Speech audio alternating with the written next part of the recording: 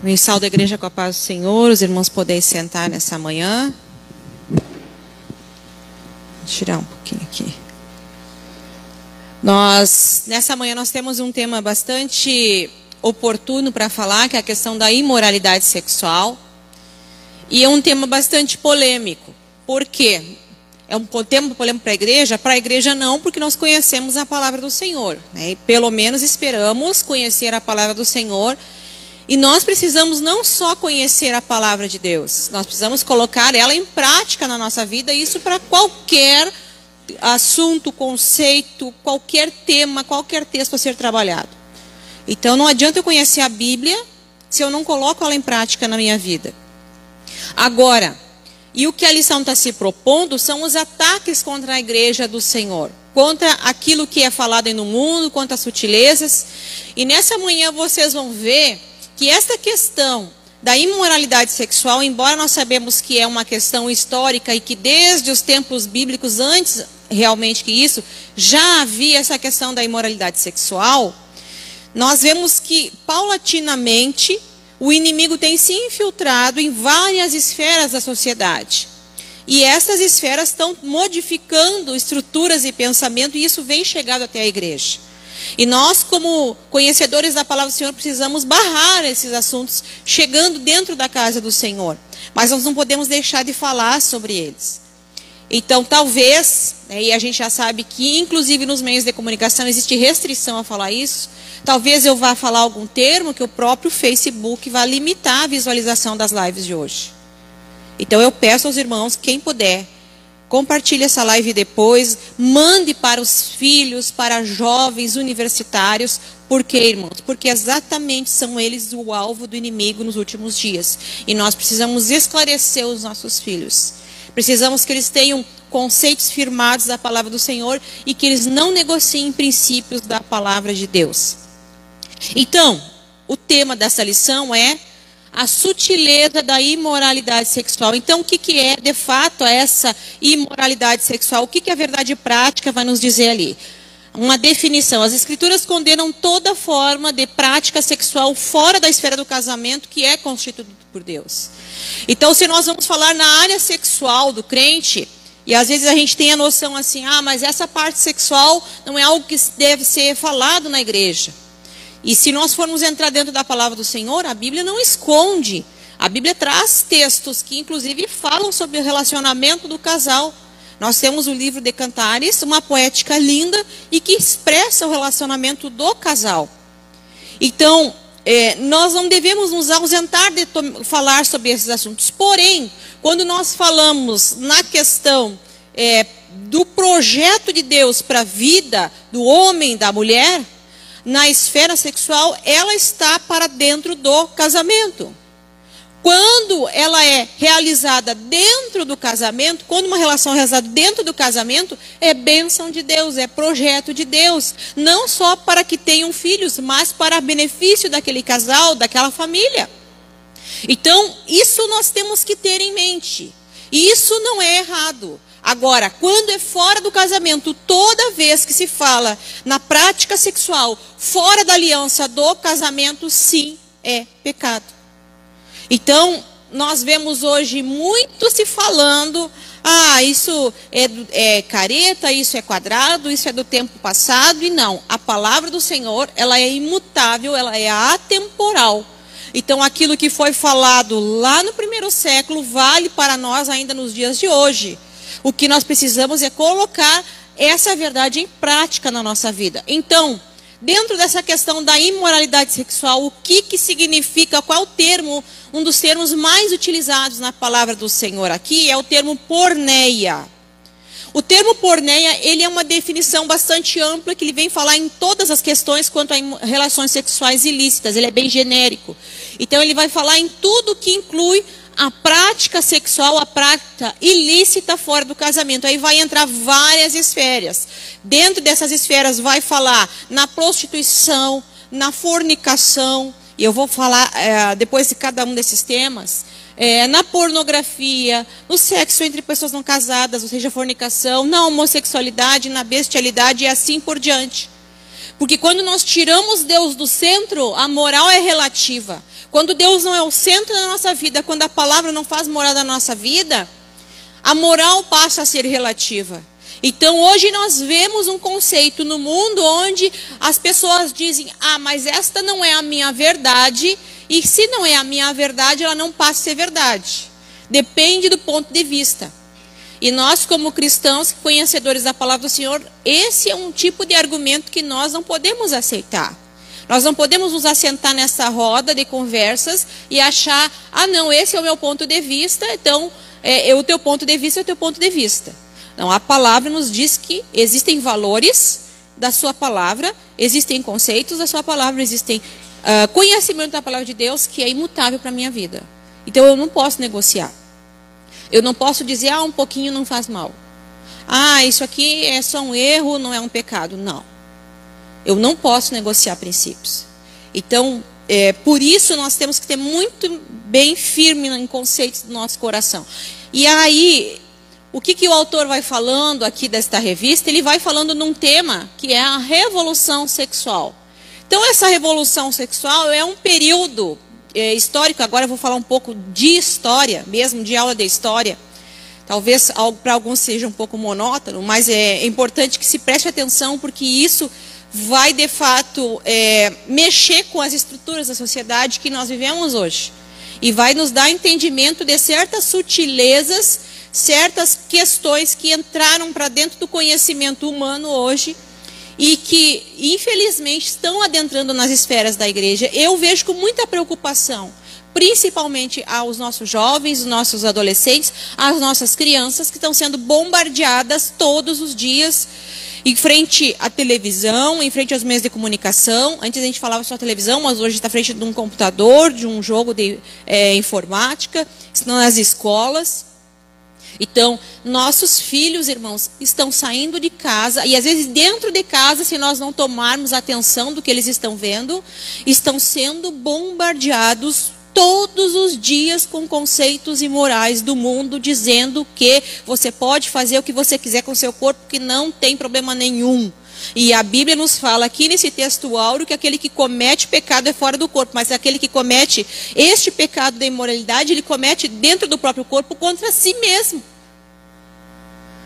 Então, nós precisamos ter esse olhar para ver o que está acontecendo. Porque se nós começar a pensar, nós vamos ficar chocados. Hoje, eu como mãe, que tenho 3 filhas, né? Uma já jovem, eu tenho aí 2 pequenininhas. Nem o desenho infantil você pode deixar o teu filho assistir sem que você esteja vendo ou sem que você tenha visto antes e observado se ali não contém alguma mensagem. Antes a gente dizia uma mensagem subliminar. Ficava aquela mensagem oculta dentro da imagem, oculta dentro daquela história. Hoje não é mais subliminar. Hoje não se pode mais sentar tranquilo e assistir um desenho com teu filho. Então você precisa, pai, mãe que está aqui, quem está me assistindo pela live, ter um grande cuidado, porque é por aí que o inimigo vai se infiltrando. Se ele conseguir convencer a criança, convencer o teu filho, quando ele crescer, ele vai dizer que é relativo o conceito de verdade que está na palavra de Deus. Então é sério, irmãos. É muito grave. É muito sério. Você tem que treinar o teu filho a ver a imagem e ver o que está por trás daquela imagem. Porque nem sempre você vai estar junto para dizer para ele: ó, isso aqui é algo errado. Mas você tem que fazer ele pensar. O que isso aqui, qual é a mensagem que está por trás disso, o que está vindo aqui por trás. Porque nós hoje, irmãos, não podemos mais relaxar, não podemos baixar a guarda contra os ataques de Satanás. Essa imagem aqui de guerra é guerra. Não é só uma batalha. Nós sabemos que existe uma batalha espiritual, sim, e essa batalha, ela é travada todos os dias. Irmãos, possamos abrir os nossos olhos para ver os nossos filhos, aqueles que têm netos, de atentar para todo o ataque que o inimigo tem lançado sobre a família, porque o alvo do diabo sempre foi destruir a família. Porque se ele destrói a família, ele destrói a igreja. A família é a pequena igreja, irmãos. Eu costumo dizer que o culto a gente começa em casa. O culto não é só quando a gente vem na igreja. Na igreja é uma extensão do culto que eu venho para ter comunhão com os meus irmãos, adorar a Deus. Numa família maior. Mas ele tem que começar dentro da nossa casa. E nós precisamos ensinar nossos filhos a amar Deus. E não negociar princípios. Porque eles vão ser bombardeados todos os dias. E nós precisamos ensinar nossos filhos a lutar também. Então, o que está se falando aqui é uma questão da mudança de paradigma da sexualidade. O que se busca? Uma contestação do modelo judaico-cristão. Ou seja, o que quer? Destruir valores morais que estão na Escritura. Ou uma quebra de tabu. E nós vemos um período da história aqui que nós chamamos de revolução sexual. Então, eu vou dar um breve histórico aqui da revolução sexual e o que está por trás disso aqui, na verdade. Então, a revolução sexual, ela se refere a alguns movimentos que surgiram, culturais, que ocorreram em vários lugares do mundo. E, geralmente, mais vai ser puxado na França, na Alemanha, na Inglaterra, no Brasil, né? Isso aconteceu. Então, quais foram os avanços que ocorreram? A pílula anticoncepcional, facilitou o sexo sem compromisso, a ruptura com as relações heterossexuais e monogâmicas foi a principal bandeira levantada aqui, a defesa de movimentos. E aí eu quero explicar alguns aspectos, que é a questão do marxismo cultural e feminismo. O que isso tem a ver com a aula de hoje, irmã? Muita coisa. Primeiro, quando nós falamos em sutileza, é algo que está no campo de que eu não vejo, ele não está totalmente aparente, é algo sutil. É algo que vai entrando de fininho, é algo que vai entrando paulatinamente, aos pouquinhos. É algo que muitas vezes não se percebe. E eu posso trocar aqui por aquele corinho, quando eu era criança, que a gente cantava, que o inimigo vem com um sapatinho de algodão. Você nem percebe. Então, no mundo houveram alguns pensadores, e dentre eles nós temos Karl Marx, Engels, nós vamos ter depois vários pensadores, inclusive de linha da Revolução Comunista. Nós vamos ver Lenin, Trotsky. Então, vários pensadores e governantes sobre o mundo que se utilizaram de alguns termos. Principalmente daquilo que foi escrito por Marx, Karl Marx. Então, Karl Marx, ele coloca a sociedade, ele enxerga a sociedade a partir da luta de classes. É o opressor contra o oprimido. E ele vai colocar várias instituições como algo que está oprimindo o povo. Então, se isso está oprimindo o povo, nós precisamos destruir estas instituições. Karl Marx já escrevia que a família é uma instituição e que oprime o ser humano. Então, lá atrás, lá por volta do século XIX, já existia um conceito de destruição da família.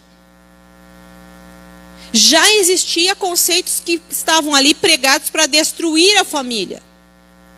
Para tornar o Estado forte, precisava destruir a família. Então, esses conceitos foram apropriados por países de revolução comunista e se tentou fazer. E se você vai pensar nesses países, existem países, por exemplo, que os pais não têm o direito de ensinar aos seus filhos. Porque o Estado pode, inclusive, dizer o que você pode ou não pode ensinar para o teu filho. Existem lugares que os próprios filhos estão delatando os pais por serem cristãos.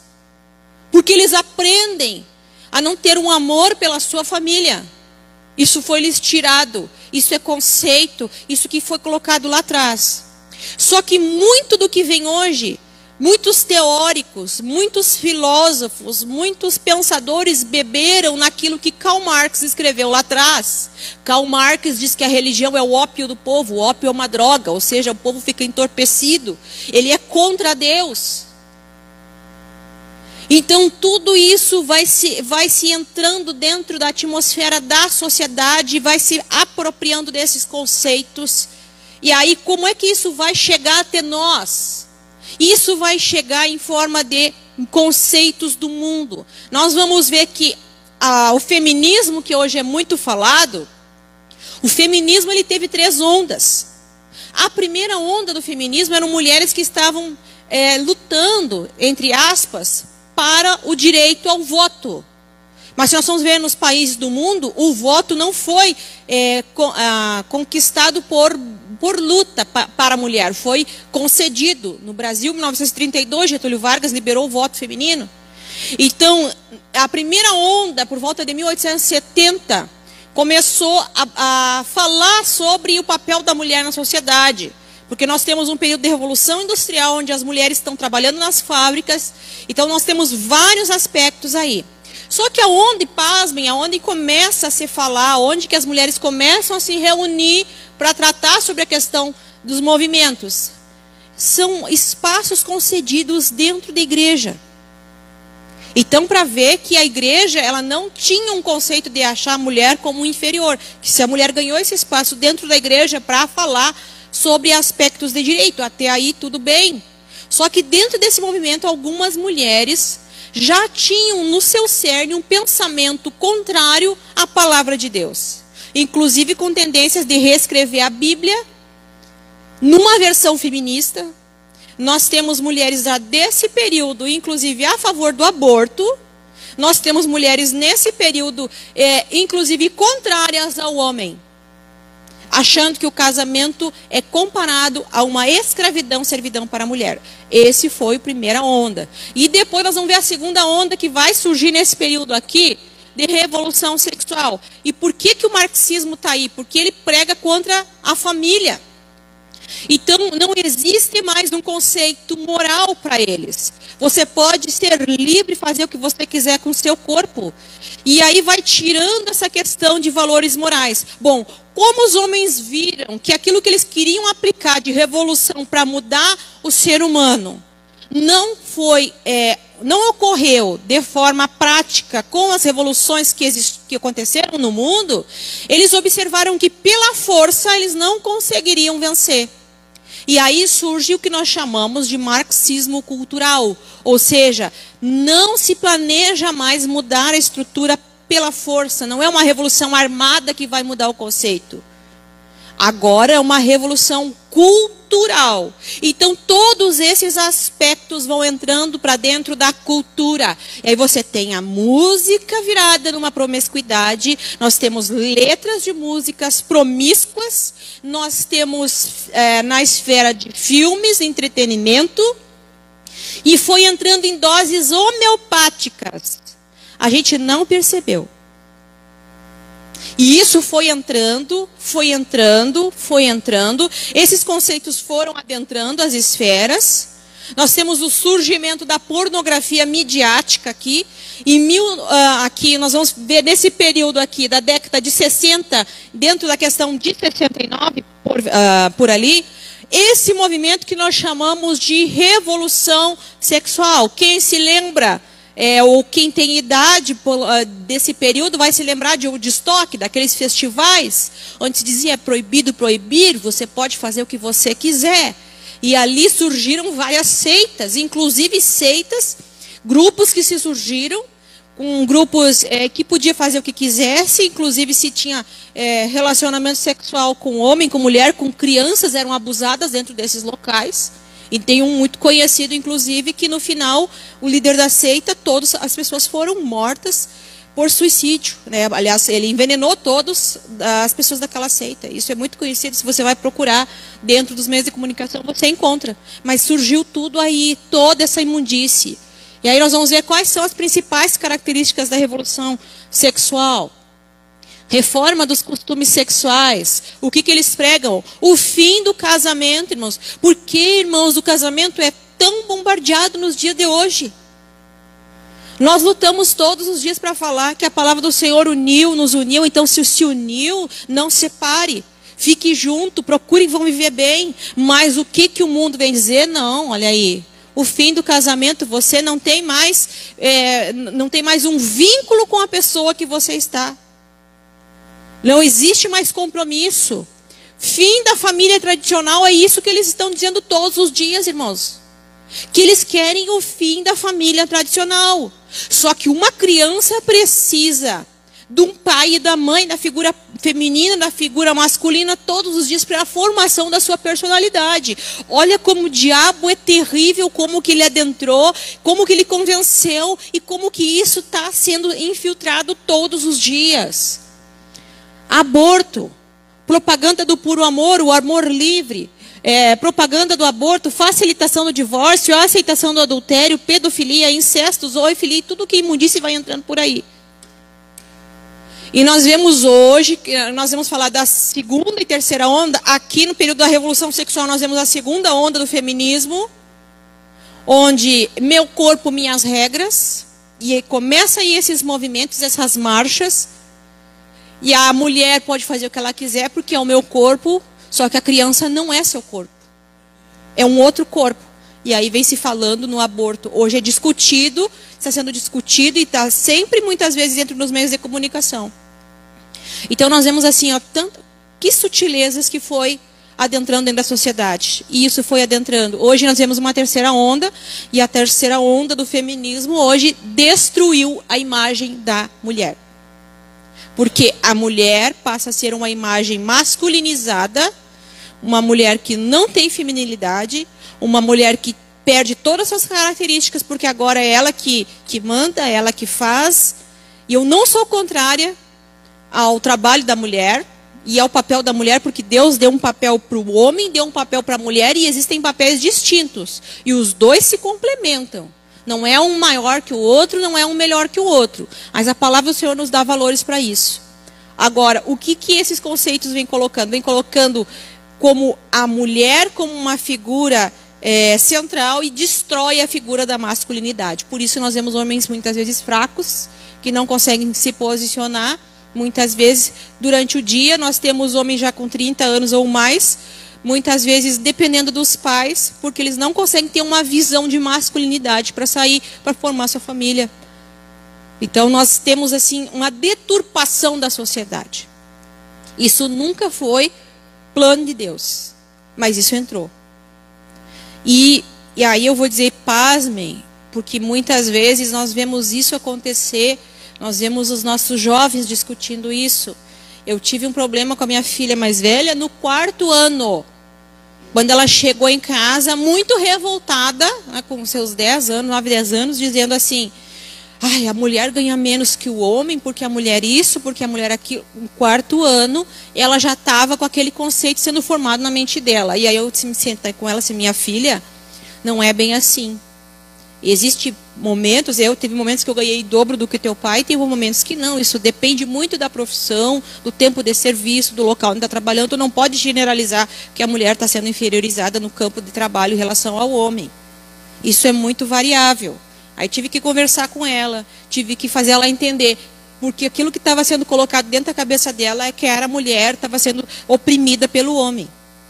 Então, isso, irmãos, nós temos que ter certos cuidados. E tudo isso foi entrando dentro da sociedade. E hoje isso bate a porta da nossa casa. Então, quais são as principais distorções da sexualidade sadia? E eu tenho que mostrar para vocês uma figura ali, que não está na lição, mas eu tenho que acrescentar, que é a questão do espírito de Jezabel. A gente acha que o espírito de Jezabel é um demônio que anda na igreja. Demônio é assim, irmão. Tu levanta a mão, repreende, ele tem que sair. Se você tem vida com Deus consagrado, ele não resiste. Mas o espírito de Jezabel não é um demônio, ela é uma influência. Então ela precisa ser resistida. Nesse sentido, o que ela faz? A idolatria, a manipulação, a imoralidade é o modo operante dela. Então, a imoralidade sexual, ela é tão grave que ela passa a ser um trono de idolatria no coração do homem. Quando você mergulha, quando a pessoa aceita, quando você cai nessa área, ela passa a ser um trono de idolatria. E aí nós vemos tanta destruição das famílias, que começa com a relação aqui da imoralidade sexual. Então nós precisamos resistir, nós precisamos clamar a Deus, nós precisamos não aceitar quando isso vai adentrando as esferas, quando isso vai chegando na igreja. E aí as pessoas dizem, não, não tem problema. A pessoa, o pecador, ele vem como ele está. Do jeito que ele tiver. Cheio de pecado, da maneira que for. Nós vamos amar essa pessoa com o amor que o Senhor nos ensinou a amar. Nós temos que amar pessoas. Mas nós não podemos deixar de pregar e de resistir ao pecado. Então nós vamos ver ali, ó, quanto lá no livro de Apocalipse diz que essa mulher que se diz profetiza, ensina os seus servos para que forniquem, ou seja, fornicação aqui é imoralidade sexual, e comam do sacrifício da idolatria. E aqui a palavra do Senhor nos diz em Apocalipse que deu tempo para que se arrependa, porém, esse arrependimento não chegou. E nós vemos exatamente esse espírito, essa ação no mundo, agindo, ensinando o erro, ensinando a imoralidade sexual, ensinando que você pode fazer o que você quer no teu corpo, e a palavra do Senhor nos diz exatamente ao contrário. E aí nós vamos ver alguns aspectos da imoralidade sexual. Nós vamos ver a fornicação. O que é a fornicação? É o conhecimento que nós podemos dizer, é toda prática sexual que não é legitimada através do casamento. Ou seja, é a prática sexual entre pessoas não casadas. Isso é pecado. Só que isso a sociedade está incentivando.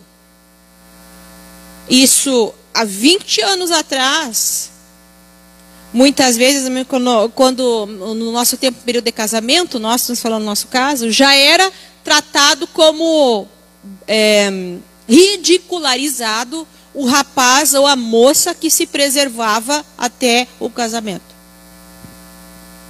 Agora eu estou dizendo assim, ó, atualmente como é que está? Então são esses conceitos que estão lá na cabeça do teu filho, ó, todos os dias, dizendo para ele, não faz mal, não é errado, e a Bíblia diz que não, é pecado, é errado sim.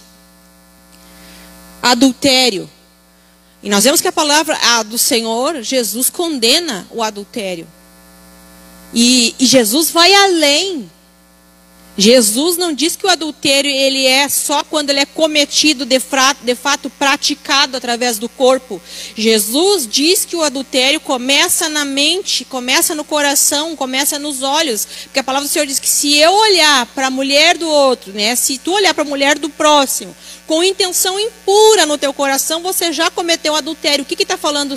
O que Jesus, entre outras palavras, para o nosso português vai dizer? Se você tiver imagem, se você tiver fantasia sexual com a mulher que não seja a tua, você já está na prática do adultério. Porque aí é um passo para cometer. Já adentrou o coração. Então, até isso, irmãos, nós vamos falar no final do mês, nós vamos ter um jantar para casais, e nós vamos abordar temas específicos da sexualidade. Então, nós temos ainda a vaga, quem quiser se inscrever pode nos procurar para participar.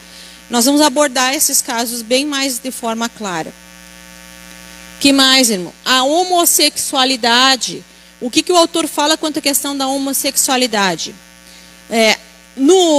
Na segunda onda do movimento feminista, existiu uma mulher chamada Simone de Beauvoir. E essa mulher, ela faz um conceito que diz assim, que não se nasce mulher.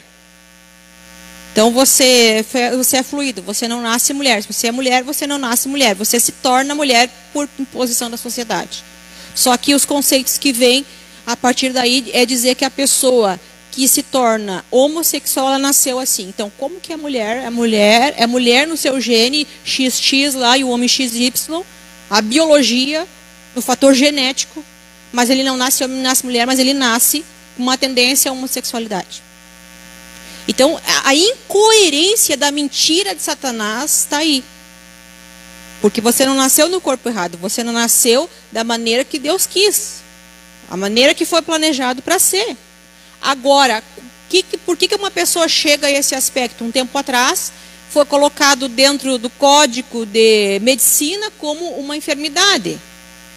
Mas não existe uma comprovação para falar que é por causa de uma enfermidade. Agora nós vamos ver que existem fatores sociais, existem fatores familiares, Existem fatores de ambiente que vão levar a pessoa no correr da vista a viver dessa maneira, a ter essa tendência. Então nós vamos ver, muitas vezes foram pessoas, e a grande maioria foram pessoas que foram feridas na infância, foram pessoas abusadas sexualmente, então foram pessoas que tiveram em famílias disfuncionais, onde, por exemplo, a mãe odiava o sexo masculino, o pai tratava mal a mulher, então aquele filho ele cria com aquela mentalidade. Muitas vezes vai ser uma criança que é abusada, e aí depois nós vamos falar sobre isso, mas a questão do abuso sexual é algo triste, terrível, diabólico, que destrói, que marca de uma forma muito grave uma criança. Então tudo isso vai adentrando, vai se tornando uma esfera normal. Estou justificando o fato da pessoa ser assim? Não, são hipóteses. E como hipóteses, não existe um fator determinante, é por isso. Só que eu tenho que dizer que essas pessoas, independente da situação delas, são amadas por Deus. Também são amadas por Deus. E precisam ser amadas por nós. Uma coisa é eu amar a pessoa, outra coisa é eu concordar com o pecado. E porque eu amo, eu tenho que ensinar a verdade. Mas eu tenho que continuar amando aquela pessoa ali. Porque ela está lutando muitas vezes com situações terríveis dentro dela e que eu desconheço. Então por isso nós temos que amar pessoas. Nós vamos ver a pornografia. A pornografia é algo terrível. Eu posso dizer que hoje ela é uma das piores epidemias do século. Essa revolução sexual, houve o surgimento que nós chamamos de uma mídia voltada para a pornografia. E qual que é o problema da pornografia? O problema da pornografia é gravíssimo. Por quê? Porque ela altera o sistema de recompensa cerebral, ela mexe no cérebro. A pornografia, ela tem um efeito neurotransmissor dentro do cérebro que ele vai fazer disparar o que nós chamamos de dopamina, que é o que nos dá a sensação de satisfação, de prazer. Quando uma pessoa acessa a pornografia, ela tem a mesma sensação que se ela tivesse utilizando de uma droga, como a cocaína, por exemplo. Só que ela tem aquele alto de dopamina no cérebro e com o tempo o cérebro ele não aceita mais aquela pornografia convencional que ela estava assistindo. Então ela precisa, assim como aquela pessoa que está drogada ou que usa de droga, ela precisa cada vez mais de drogas mais fortes para ter, como a gente chama, aquele barato ou aquela sensação que ele teve lá no início. E aí ele vai buscando cada vez mais uma pornografia pior. Ele vai buscando cada vez mais questões piores. E aí chega num ponto que o cérebro está tão dessensibilizado, ele não consegue mais ter prazer numa relação sexual normal. A pessoa que vive é triste ver muitas vezes que isso acontece dentro de casamentos. Casais onde um dos cônjuges está na prática do vício da pornografia e muitas vezes ele não consegue mais se relacionar com a sua esposa, ela não consegue mais se relacionar com o seu marido, porque o cérebro ele está sofrendo por um processo aqui de vício. Nós temos hoje clínicas para recuperação de pessoas drogadas, mas eu não vejo clínicas que recuperam pessoas que estão viciadas na pornografia e o efeito é o mesmo. E aí como que essa pessoa vai ser livre? Através do sangue de Jesus, através de buscar em Deus, através de procurar ajuda. Então eu estou falando hoje, essa live está sendo transmitida, se alguém que me escuta em qualquer lugar, procure ajuda, procure o departamento da família, nos procure, procure de alguma maneira salvar o seu casamento, a sua família, porque é destrutivo. E a indústria pornográfica é criminosa. É criminosa. Você tem situações desde pessoas que estão usadas pelo tráfico sexual, estão privadas de liberdade, jovens, adolescentes, crianças, tudo que é perversão que você pode imaginar está dentro desse meio. Só que, como eu falei, é o vício, a pessoa não consegue ficar mais assistindo um item, ela começa a piorar, assistir outro, e quando vê, ela não tem mais uma vontade, não consegue mais se satisfazer dentro de uma relação normal, porque a cabeça dela está tão contaminada com tanta imundície que ela não consegue perceber. Orgias, né? Então, aqui troca de parceiros e etc. Pedofilia, o abuso infantil, a violência contra a criança é gravíssima, irmãos. Nós não podemos aceitar. Se você sabe alguma situação, denuncie, é criminoso. É de chorar, irmãos, é de chorar. Olha, eu sou professora estadual há 20 anos. É triste, é terrível. Cada vez que a gente sabe uma situação de uma criança que sofreu um abuso. E quando a criança pede ajuda para a professora, é porque ela já não aguenta mais. E eu quero dizer para vocês assim, pasmem, a maioria dos agressores está dentro de casa. São pessoas da convivência da criança, pessoas próximas. Em Santa Maria, poucos dias atrás, saiu uma reportagem que do início do ano até agora, 79 casos de abuso contra a criança foram registrados. No ano de 2019, 9% das mulheres brasileiras sofreram por abuso sexual. 9% da população feminina brasileira. Isso é o que chega até os dados.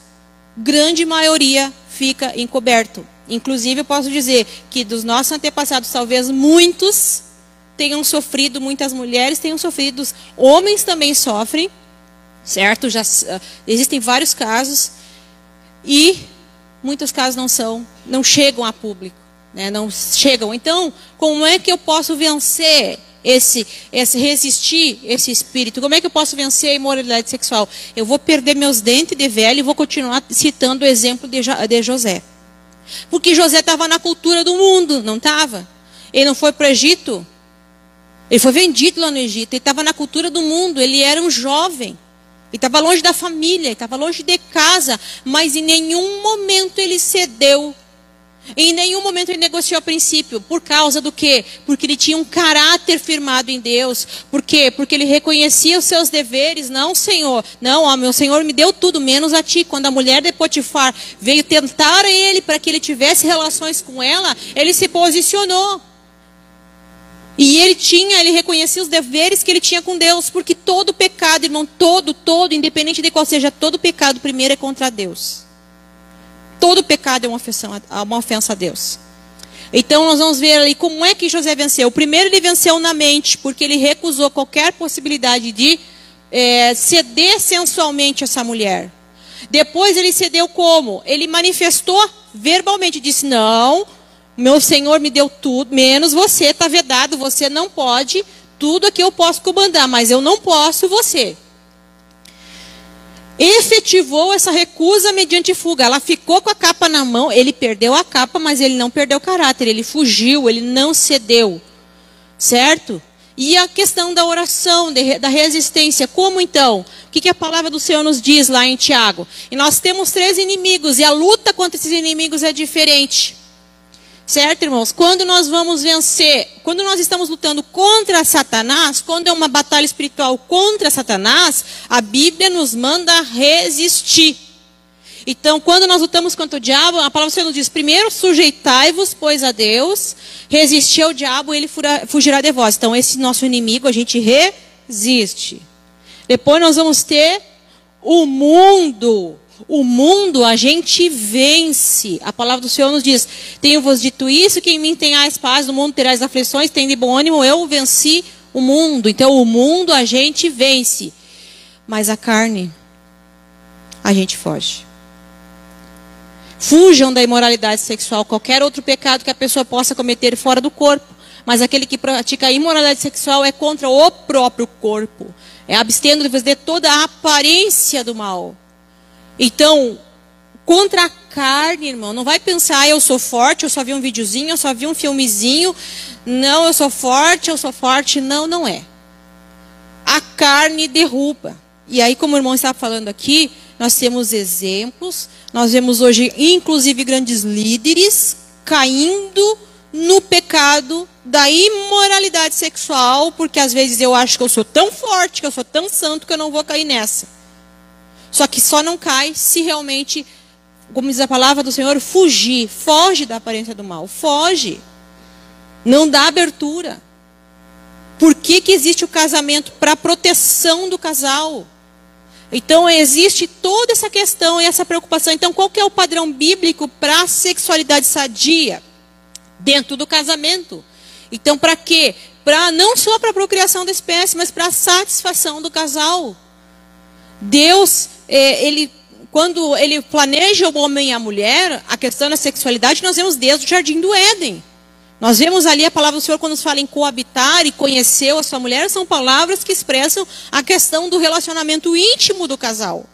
Mas isso é padrão de Deus, isso é projeto para dentro do casamento, porque traz inúmeros benefícios para o casal, casado. Certo? Não é fora o que envolve então essa prática. Nós vamos ver aqui no Antigo Testamento, se falava ali as expressões lá, como coabitou, conheceu a sua mulher. A lei proíbe somente não ter relações em festas religiosas, em período menstrual ou pós-parto. Nós vemos também, o livro de Provérbios é um livro que fala muito quanto a essa questão dos perigos da mulher adúltera, mas também exalta as delícias do casamento, né, da prática do relacionamento dentro do casamento. Cantares de Salomão, ele faz uma descrição, é uma poética que traz a descrição no relacionamento físico do casal. Então nós podemos dizer, está na Bíblia, mas para o casal, né, para o casamento.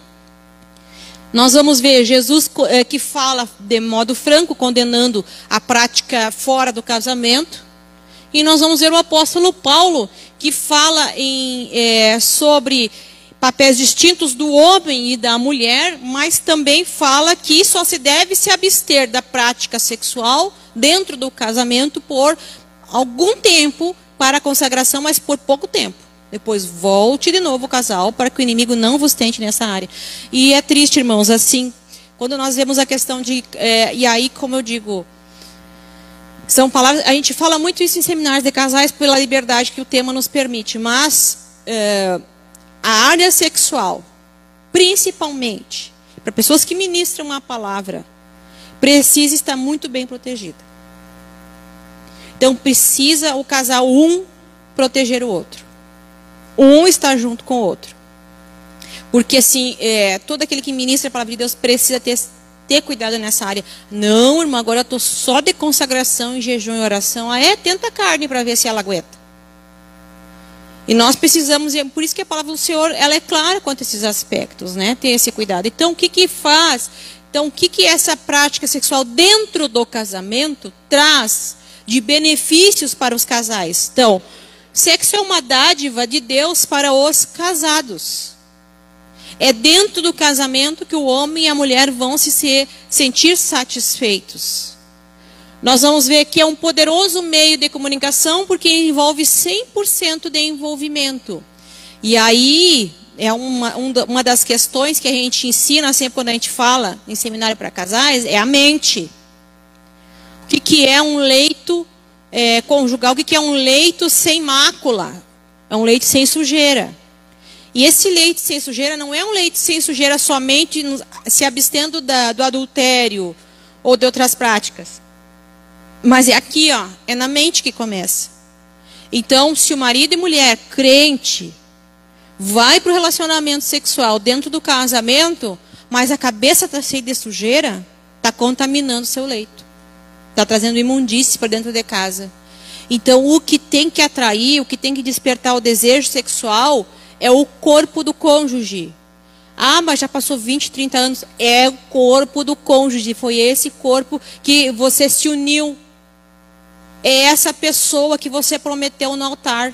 Então, é essa pessoa que tem que te despertar o desejo. É o teu cônjuge. Não é pensar, não é usar a pornografia. Eu vou usar pornografia porque eu não estou conseguindo. Não, irmãos, isso é pecado. Isso traz imundície para dentro do casamento. Porque aí muitas vezes vai querer que o homem ou a mulher pratique coisas que viu naquela imundície e que não é o real. Aquilo não é real. Então, a sujeira, vocês viram como a sujeira entrou, como que isso foi adentrando, como isso foi destruindo os casamentos e como isso tem atacado as famílias? Um dos terceiros índices de divórcio no Brasil é a questão da vida sexual. Porque se você não conhece o que Deus planeja dentro do seu padrão, você adentra a negociar princípios e valores morais que não são negociáveis pela palavra de Deus. Aí nós temos também mais amor, confiança, liberdade entre o casal.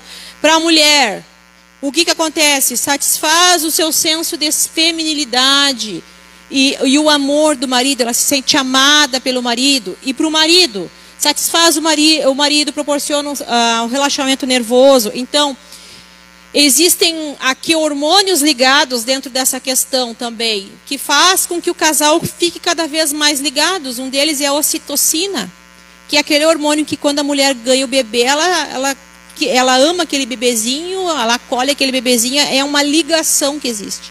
Então, dentro do relacionamento sexual, um dos hormônios liberados é esse, faz com que haja essa maior ligação entre o casal. Por isso que a Bíblia nos diz que nós temos que não manter tanto tempo, mas por pouco tempo você pode estar afastado do teu cônjuge por algum motivo, mas então junte novamente. Agora nós podemos dizer, existem inúmeras situações que levam um casal a ter problemas nessa área. Existem. Nós vamos falar nesse seminário do dia 30. Quem quiser pode participar e nos procurar para se inscrever. Mas existem motivos físicos, existem motivos emocionais, existem motivos espirituais. Então, para um casal ter uma vida sadia, ele precisa aprender pela palavra de Deus. Porque a palavra do Senhor, ela nos orienta-nos. Ela nos fala, ela nos dá a liberdade de entender que o relacionamento sexual para o casamento foi criado pela parte de Deus para benefício do casal, porque aí nós temos benefício do relaxamento do sistema nervoso, nós temos uma série de situações físicas de benefícios que podem ocorrer. Agora, dentro de um casamento, isso não é praticado de qualquer maneira. Se o marido trata mal a esposa, ele vai chegar no momento do relacionamento íntimo, não vai existir prazer entre os dois. Então, precisa ter um compartilhamento desse casal, de conhecimento um com o outro, o carinho, o cuidado, o investimento nesse relacionamento, para que esta prática se torne prazerosa, para que não se busque na imundície do mundo situações para que se possa sentir uma satisfação que Deus criou para dentro do casamento. Então, nós precisamos ter esse conhecimento da palavra de Deus. E agora, como é que fica, então, irmã, quanto à questão da homossexualidade, né? Quanto à prática do homossexual, como é que eu vejo essa questão? Então, o que nós podemos dizer? Quanto a essa questão, a igreja não pode, não deve, de maneira nenhuma, rejeitar alguém que seja homossexual. Não deve. Então, essa pessoa, ela vai vir, ela vai sentar, você vai amar, você vai acolher, como qualquer outro pecado. Como alguém que venha da prostituição, como alguém que venha de uma situação destruída de vida, você vai sentar com essa pessoa, você vai amar essa pessoa, mas você vai pregar a palavra, você vai ensinar a verdade, né? Você não deve rejeitar o homossexual, nem demais pessoas, né? Mas ensinar que a palavra do Senhor, ela liberta. Eu conheço casos, assim, pessoas que viveram nessa prática, tiveram uma vida que, inclusive, teve questão de abuso lá na infância, se tornou, com o passar do tempo, viveu na promiscuidade, inclusive na prostituição. Mas quando Jesus entrou, quando essa pessoa se converteu, ela foi liberta pelo sangue de Jesus, se tornou uma pessoa feliz, casou-se, tem filhos e vive uma vida normal e está trabalhando para o reino até hoje. Então Jesus pode libertar pessoas assim, como pode libertar pessoas de qualquer situação que venham para a igreja. Então nós não temos que ir lá falar mal, essa pessoa assim, eu vou lá e vou falar mal dessa pessoa. Não, eu tenho que amar essa pessoa, porque o sangue de Jesus verteu por ela também. Nós não somos uma classe privilegiada. Jesus morreu só por mim na cruz do Calvário. Não. Jesus morreu por todo. E aquela cruz, irmãos, que prega o amor e o perdão, também se for rejeitada, nós sabemos a consequência. Mas até que o Senhor Jesus venha, até que essa pessoa parta, até que nós venhamos até o encontro com o Senhor, existe a possibilidade de perdão, de reconciliação a essa pessoa. O ladrão da cruz, ele foi perdoado ou ele foi condenado nos últimos minutos da vida? Ele pediu ali perdão, ele foi condenado? O que Jesus disse para ele? Hoje mesmo estará comigo no paraíso. Então Jesus veio perdoar essas pessoas também. O nosso trabalho, irmãos, não é atirar pedra, não é excluir essa pessoa, é amar essa pessoa. Assim como qualquer pessoa que venha cheia de pecados. Nós temos que amar. É difícil talvez a gente entender, mas Jesus morreu por nós também. Será que nós seríamos merecedores do sangue de Jesus na cruz do Calvário? A nossa força, nosso humano, por melhor que seja, por mais coisas bonitas que você possa fazer, obras, nada que você faça, nada vai te dar a garantia de por você alcançar a salvação, senão pelo sangue de Jesus. E nenhum de nós é merecedor. Nós não somos merecedores. Mas Jesus, por misericórdia, ele verteu o seu sangue por todo pecador. Jesus ama esse pecador. Essa pessoa que está aqui pode ser transformada, pode se tornar um pregador da palavra do Senhor, pode ser uma pessoa usada das mãos de Deus. Então, irmãos, nessa manhã, o que eu quero deixar de conclusão para os irmãos, né? A gente sabe que os princípios da palavra de Deus, é uma frase que eu tenho no meu livro, os princípios da palavra de Deus estão postos para proteger os seus filhos de errarem o alvo e viverem em consequência dos seus erros. Existem princípios na palavra de Deus que não são negociáveis, irmãos. E nós precisamos conhecer esses princípios, porque o mundo está cheio. E olhem só, aquilo que era usado de forma subliminar, e aí nós vemos as novelas estão aí. Hoje você não se choca mais a ver uma cena já explícita na televisão, porque está aí para qualquer horário, está na televisão aberta. Nossos filhos estão ali. Então nós temos que ter cuidado, irmão. É nós que selecionamos a programação que nossos filhos estão assistindo que nós. Então, nem tudo edifica, irmão. E o que não edifica, nós devemos deixar longe dos nossos olhos. Aquela criança, aquela pessoa que começou ali assistindo uma programação, ela começou a se programada desde cedo, em doses homeopáticas. Hoje ela não se sente mais desensibilizada por uma imagem que ela assistiu, porque começou desde cedo. Olhem o período que Satanás foi infiltrando mentiras na sociedade. Olha o resultado da sociedade. A pornografia aumentou a violência contra a mulher. Isso existem dados, pesquisas sobre isso. Então, nós vemos cada vez mais a sujeira adentrando. O que nós não podemos permitir é que isso entre para dentro da nossa casa, dentro da nossa família. Então, nessa manhã, irmãos, como nós que trabalhamos com famílias, que sabemos casos, que conhecemos pessoas que viveram situações terríveis e que foram libertas pelo sangue de Jesus e que foram libertas para ter uma vida abençoada e que tem saída, que tem solução, procure ajuda.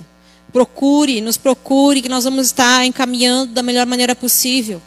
Então, existe meio de sair. E, irmãos, vamos lutar pela nossa família. Vamos cuidar dos nossos filhos. Vamos cuidar do que eles estão assistindo.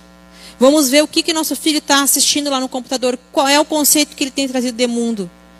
Porque, infelizmente, irmãos, isso está mudando as mentes. E, aos poucos, está adentrando nas igrejas. Quando nós vemos mulheres dizendo, eu sou feminista, isso não compactua com o cristianismo. Eu entendo que mulheres foram usadas por Deus e a palavra do Senhor me possibilita entender que mulheres lutaram também na palavra. Mas eu posso dizer que eu sou feminina, não feminista. Então, nessa manhã eu entrego essas palavras em nome de Jesus.